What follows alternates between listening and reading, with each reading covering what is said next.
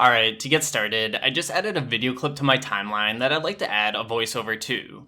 Let's begin by going up to the Import tab, then select File Import from the side menu. In here, click the Record Audio option. Okay, for the audio device, select the microphone you'd like to record with. You can also adjust the recording volume, but I'll leave mine at 100. In addition, there's the option to play the video while recording. I'm going to check that so my words perfectly match up with what's on screen. If you're playing the video while recording, you probably want to position the playhead to where you want to start talking before you record. Now when you're ready to begin, click the Start Recording button. There will be a countdown, and then you can start talking.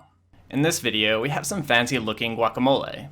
To stop your recording, just press the spacebar on your keyboard or click Stop Recording. Okay, and now when I play this back, I have a nice sounding voiceover audio. In this video, we have some fancy looking guacamole. To edit the audio, just double click the audio clip on the timeline, and in here, you can change the volume amongst a bunch of other things. Alright, that's it for this tutorial. Be sure to check out the link in the description for an exclusive discount on Movavi Video Editor Plus. Thanks for watching and see you next time.